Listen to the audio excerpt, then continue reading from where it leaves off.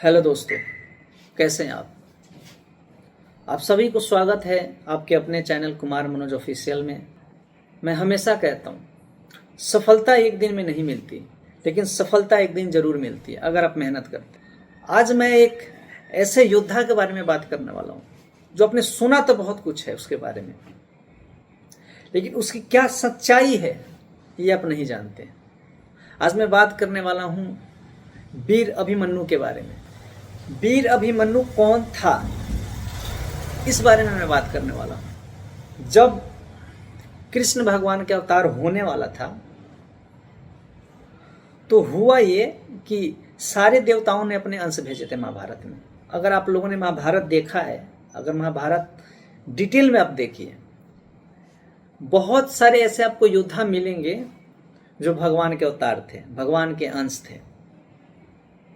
साक्षात कृष्ण भगवान ने, विष्णु भगवान ने अवतार लिया था कृष्ण भगवान। सारे देवताओं ने जब बात किया पृथ्वी पे महाभारत होने वाला है तो सारे देवताओं के योगदान होना चाहिए। धर्मराज ने अपने पुत्र भेजे युधिष्ठिर के रूप में, सूर्यदेव ने अपने पुत्र भेजा कर्ण के रूप में, इंद्रदेव ने अपने पुत्र भेजा अर्जुन के रूप में, अश्विनी कुमार ने अपने पुत्र भेजे नकुल सहदेव, विष्णु भगवान साक्षात अवतार लेकर आए, लक्ष्मण जी श्री बलराम के रूप में आए।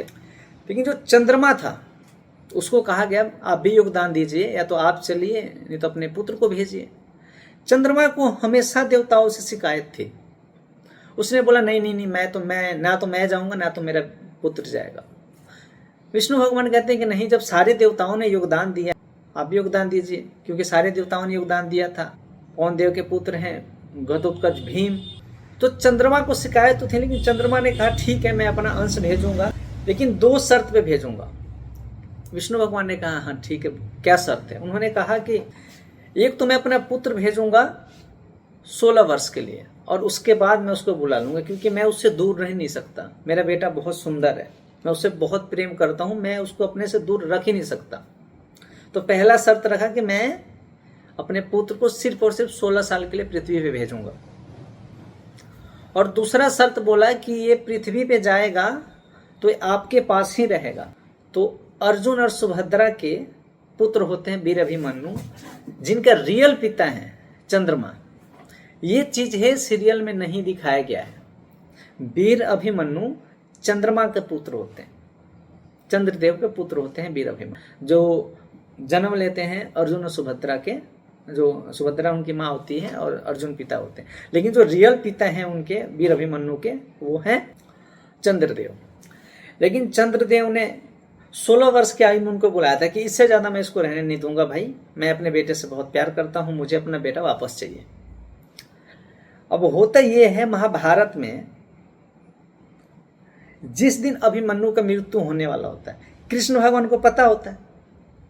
जब अर्जुन को युद्ध भूमि से बाहर लेकर जाया जाता है और आचार्य द्रोण चक्रव्यूह का रचना करते हैं, कृष्ण भगवान को सब पता होता है। लेकिन कृष्ण भगवान ने तो पहले वचन दिया हुआ था चंद्रदेव को, ठीक है इसको 16 साल में आप बुला लेना, क्योंकि वहां कृष्ण भगवान होते और अर्जुन होते तो अभिमन्यु का मारना असंभव था। क्योंकि अभिमन्यु ने सिर्फ चक्रव्यूह में प्रवेश करना सुना था, क्योंकि जब अर्जुन अपने पत्नी को बताते हैं चक्रव्यूह का कैसे तोड़ा जाता है, तो उस समय सुभद्रा सो जाती है। बस चक्रव्यूह में एंटर कैसे करते हैं ये तो सुन लेती है, लेकिन उसे निकलने का विधि जो बता रहे होते हैं अर्जुन, तो वो सो जाते हैं। इस कारण वो उस समय वीर अभिमन्यु गर्भ में भी थे तो वो सुन नहीं पाते। उनको प्रवेश तो करना आता था लेकिन निकलना नहीं आता। तो ये चीजें तो कृष्ण भगवान को पता थी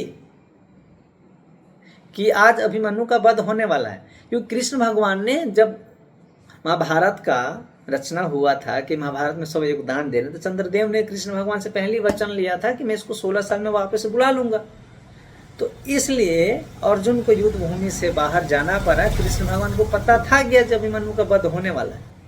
तो जो वीर अभिमन्यु थे चंद्रमा के पुत्र थे, और 16 वर्ष में उनकी आयु इसलिए होती है कि वो 16 वर्ष के लिए ही पृथ्वी पे वीर अभिमन्यु को भेजते हैं, क्योंकि इससे ज्यादा मैं इसको नहीं भेजूंगा। तो जिस दिन चक्रव्यूह का रचना होता है अभिमन्यु का आयु 16 वर्ष का होता है, और उसी दिन अभिमन्यु का वध होता है। क्योंकि वो वचनबद्ध थे। तो इस यही कारण ही था अभिमन्यु का वध होने का। मैं आप सभी के लिए ऐसी अनसुनी कहानी कर उपस्थित आऊंगा, जो चीजें कहीं दिखाई नहीं गई होगी वो सारी चीजें मैं आप सभी को बताऊंगा। और मैं चाहता हूं जो हमारा साहित्य है वो आप तक पहुंचे, जो हमारे साहित्य का सच्चाई है, क्या रियलिटी है, ये सब आप जाने। क्योंकि कहीं मैंने भी कोई सीरियल नहीं देखा जहां पे बताया गया हो कि अभिमन्यु का 16 वर्ष का आयु क्यों था और 16 वर्ष में अभिमन्यु का वध क्यों हुआ था। लेकिन जब आप पढ़ेंगे हमारे जो साहित्य है, जो आप ग्रंथ हैं, जो हमारी मैथोलॉजी है, आप उसको रीड करेंगे तो आपको पता चलेगा कि हर एक महाभारत में हर एक पात्र के पीछे का स्टोरी क्या है। क्योंकि जितने भी महाभारत में जितने भी योद्धा हैं सबका पीछे का स्टोरी है कि उनका अवतार क्यों हुआ है, किस रीजन से वो आए हैं और क्यों उनका जन्म हुआ है और कब तक जिएंगे और किस वजह से उनका वध हो गया। सारी चीजें पहले ही लिखी गई थी।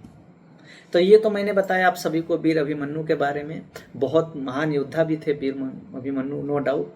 उन्होंने एक साथ 6-7 योद्धाओं से युद्ध किया था। वो तो आए ही थे 16 वर्ष के लिए, वरना अभिमन्यु को मारना असंभव था क्योंकि साक्षात कृष्ण भगवान उनके गुरु थे। लेकिन कृष्ण भगवान ने ही वचन दिया था और कृष्ण भगवान तो कुछ भी होने देते हैं। वो चाहते तो सब कुछ रोक सकते हैं, लेकिन नियति को कोई नहीं डाल सकता। मैं उम्मीद करता हूँ आपको ये कहानी पसंद आया होगा। अगर आपको मेरा कहानी पसंद आता है तो प्लीज़ मेरे चैनल को सब्सक्राइब कीजिए, लाइक कीजिए। मैं ऐसे ही कहानी लेकर आप सभी के साथ उपस्थित होऊंगा अगले वीडियो में। तब तक के लिए धन्यवाद।